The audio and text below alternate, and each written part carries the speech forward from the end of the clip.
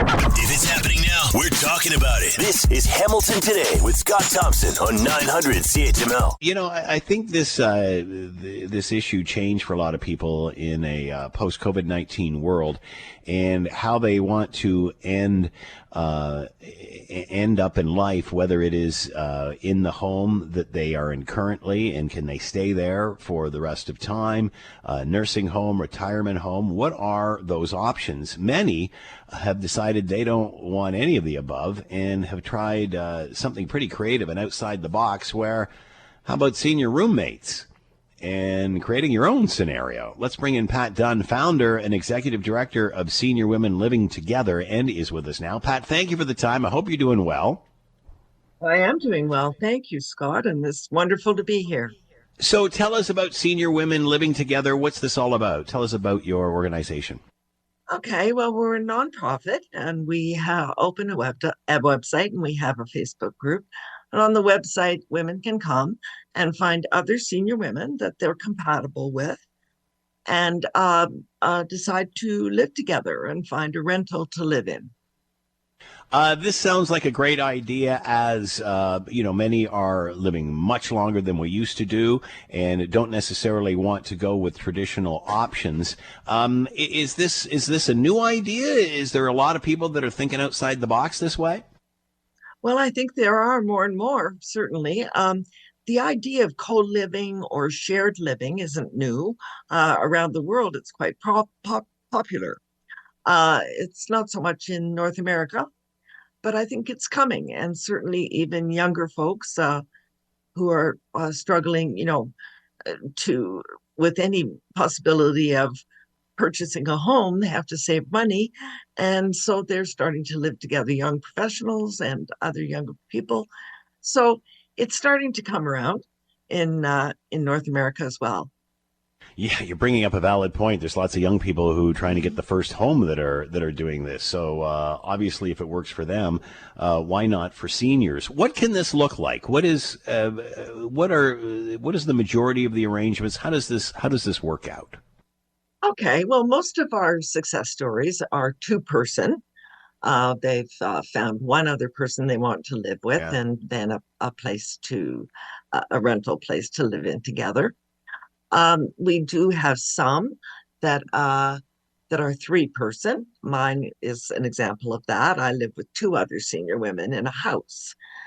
And we're starting to get more four-person ones. We have two four-person groups now that are success stories, and a third one on the way. So that, I think, comes out of a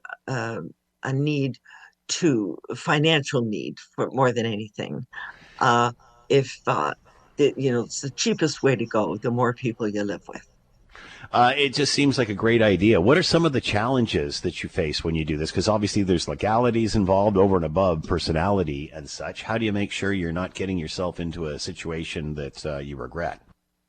Well, it's a bit like getting married that way. There's a bit of a leap of faith to some extent.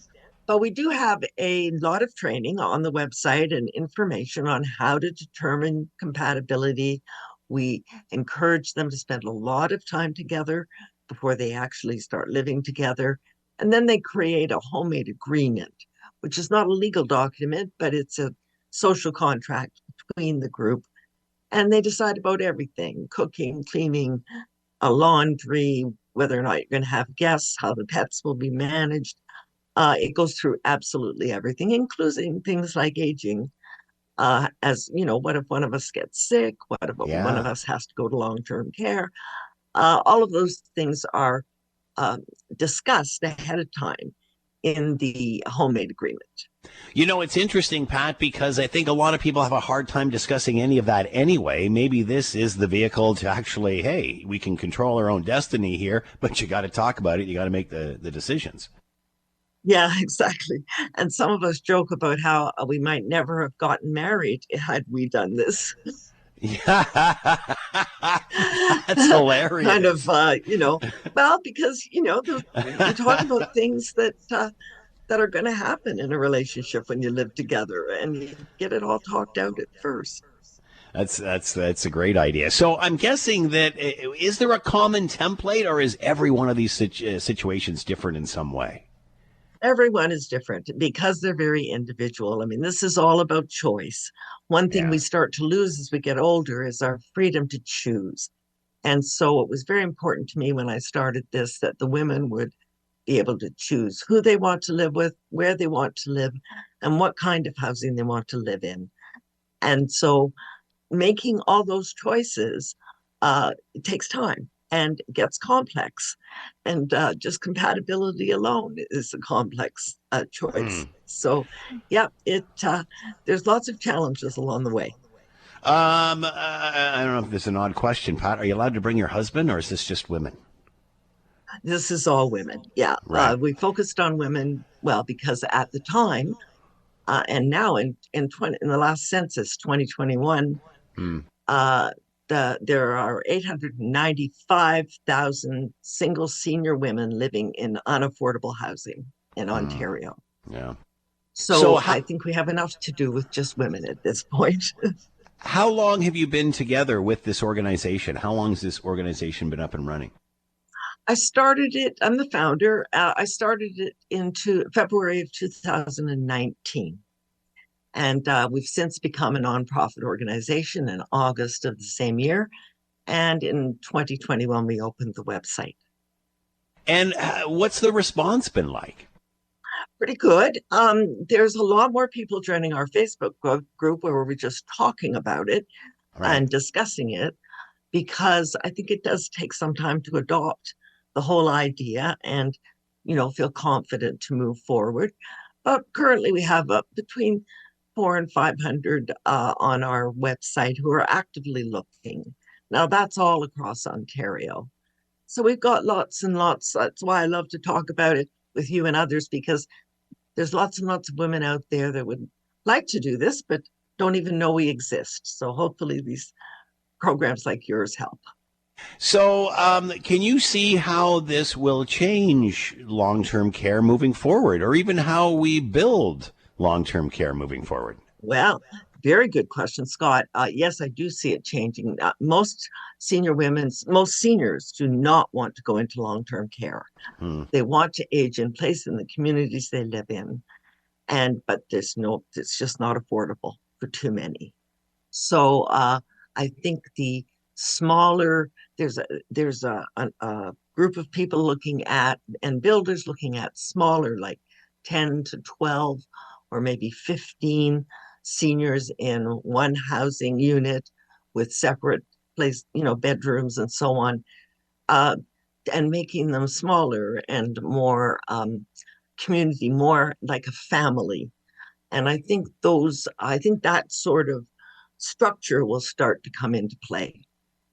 I know of a builder up north in cottage country that, and the farther you get out of the city, the less services there are, that's doing something like this and building like 6 units together. And the whole idea is people want to stay in town, but they just don't want to care for homes anymore. They want a simpler way of life.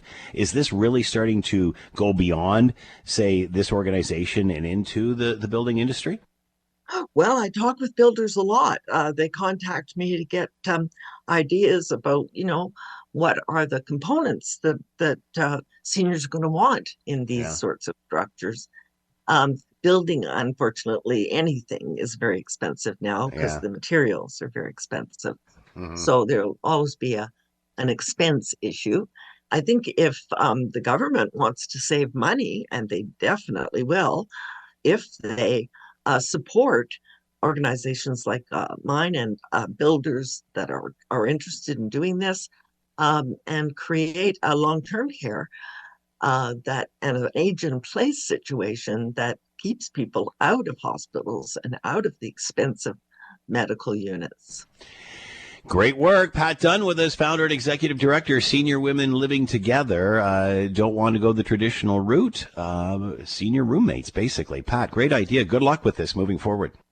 Well, thank you, Scott. Thanks for listening to the Hamilton Today podcast. You can listen to the show live weekday afternoons from 3 to 6 on 900 CHML and online at 900CHML.com.